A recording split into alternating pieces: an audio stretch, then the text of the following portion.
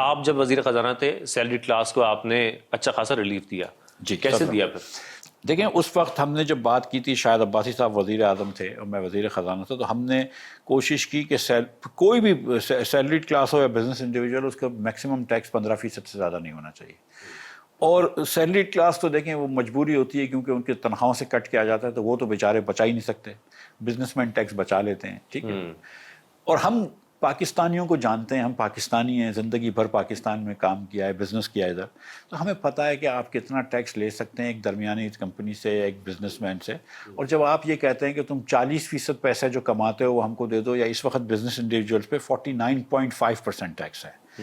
یعنی کہ اگر کوئی وکیل ہے وہ آپ سے فیس چارج کرتا ہے، اس کی 50% فیس جو ہے وہ حکومت بولتی ہے ٹیکس میں دے دو، یا ڈاکٹر صاحب جو ہیں فیس ٹیکس میں دے دو. تو آپ عموماً ڈاکٹروں کے پاس جاتے ہیں، فیسیں ماشاءاللہ ڈاکٹروں کی بہت ہیں، کم نہیں ہیں، لیکن آپ دیکھیں گے کہ وہ کیش مانگتے ہیں، کیش میں لیتے ہیں. ٹھیک ہے. اور اس پاکستان میں شاید 1-2 ڈاکٹر ضرور ہوں گے جیسے جو بھر دیتے ہوں گے، لیکن سو ٹیکس ریٹس کم ہوتے ہیں تو ریونیو بڑھ جاتا ہے. تو ہماری یہ سوچ تھی. لیکن پھر ٹیکس نیٹ براڈن بھی تو کرنے کی ضرورت ہے نا. اس وقت ہمارے ہدف FBR کبھی بھی پورے نہیں ہوتے، اس بار بھی نہیں ہو رہے. اب نئے ہدف اگر لائے جاتے ہیں اس بجٹ کے اندر تو وہ کس بنیاد پر لائے جائیں گے؟ دیکھیے پاکستان میں ایک کچھ لوگ جو ہے نا وہ بہت زیادہ طاقتور ہوتے ہیں. تو جب بھی عوام کا اور اس طاقتور طبقے کا مقابلہ ہوتا ہے نا، وہ طاقتور اس لیے ہوتے ہیں کہ وہ ہمیشہ جیتتے ہیں. تو پچھلے سال مثال کے طور پہ چینی کی برآمدات کی بات آئی، اور آپ نے کمیٹی کے اندر پہلے مصدق ملک تھے، ان کو چیئرمین شپ سے ہٹایا، کسی اور کو چیئرمین بنایا، اور آپ نے اجازت دے دی کہ چینی کی ملیں جو ہیں وہ برآمد کر سکتی ہیں، ٹھیک ہے. اور چینی ایکسپورٹ کروا دی آپ نے، اور اس کے بعد یہاں پہ شارٹیج ہو گئی، اور سارا سال چینی جو ہے میں اور آپ 50 روپے کلو مہنگی لیتے رہے. بالکل.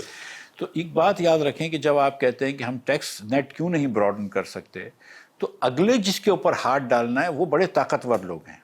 اگر آپ کہتے ہیں کہ ہم ایگریکلچر بڑے بڑے لینڈ لاٹس پر ٹیکس لگائیں، تو اس میں سے کتنے لوگ صوبے اور قومی اسمبلیوں میں بیٹھے ہیں. یا آپ کہتے ہیں کہ دکانداروں پر ٹیکس لگائیں، تو کس کس پارٹی کا کون سا ووٹ بینک تھا. تو اس کے اندر تھوڑی سی مطلب یہ کہ وہ طاقتور طبقے جو ہوتے ہیں نا وہ اپنے آپ کو بچا لیتے ہیں بیسکلی. اور جو پاکستان کے اندر جو ہے نا وہ قانون سب کے لیے یکساں ہے، ایز لانگ ایز سب طاقتور نہ ہوں، لیکن جب طاقتور آتے ہیں تو قانون یکساں نہیں رہتا ہے.